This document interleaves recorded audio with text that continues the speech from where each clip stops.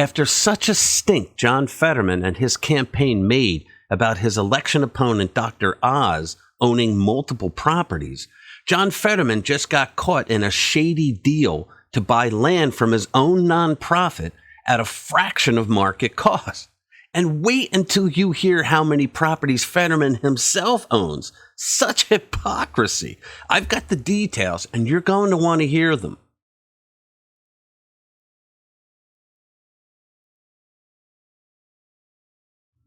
Hey guys, welcome back to the channel. If you watched the debate between John Fetterman and his Republican opponent, Dr. Mehmet Oz, then you heard Fetterman more than once point out that Oz owns 10 properties, as if that was a crime to own properties. Democrats say these things in order to make it appear that their Republican opponent is not in touch with the people that they want to represent. They do this all the time. It's called the class warfare card. Now, Fetterman even has left-wing PACs out there pushing commercials that Oz owns these properties, again, as if it's a crime to purchase property with the money that you legitimately earned. This story is yet another exposure of the hypocrisy of the Democratic Party. According to a lawsuit from the Center for Accountability and Government Ethics, Fetterman paid just $1,100 for a Braddock home that was worth $75,000 that he had previously purchased from his own nonprofit organization. Nothing shady there, right? The group, which is a spinoff of the CPAC Foundation, claimed that Fetterman and Jebediah Feldman, the vice president of the nonprofit board and deputy mayor of Braddock, used the nonprofit Braddock Redux, run by John Fetterman, and intended as a mechanism to revitalize the steel town over which he was the mayor at the time, as a means for a real estate deal. What do you think of that?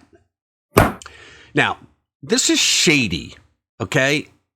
We're not saying that anything illegal took place, but it looks really shady. You think they would have learned from the Clintons already. So Feldman purchased a parcel of land for $75,000 in his own name in 2007, according to the complaint, which was addressed to the Pennsylvania Secretary of the Commonwealth and Pennsylvania Ethics Commission.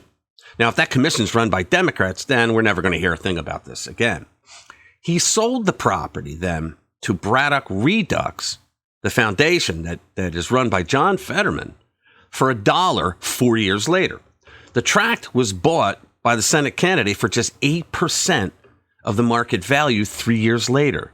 Now, Braddock Redux sold it to Fetterman for $1,100. Now, why would this guy Feldman purchase property for $75,000 and then sell it for $1 4 years later?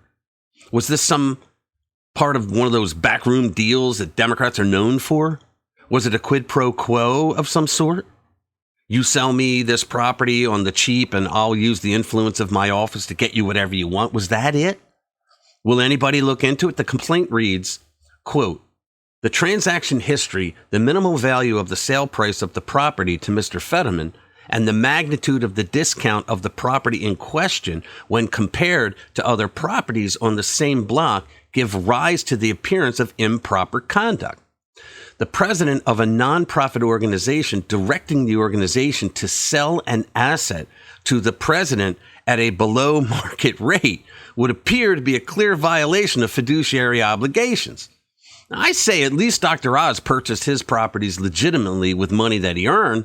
Now, I'm all for making a great deal on owning property. That's the American way, right? That's basic capitalism. You can get a property on the cheap, great. But it seems that there is something shady here when a man buys a property for $75,000 and then 4 years later sells it to a nonprofit for $1.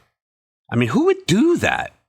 The Center for Accountability and Government Ethics lawsuit is the second time that Fetterman is accused of breaking the law in relation to his properties, despite the fact that candidates are required to submit a financial statement that, quote, provides full and complete statement of their assets, debts, and income, including properties, quote, with a fair market value exceeding $1,000 as of the close of the reporting period.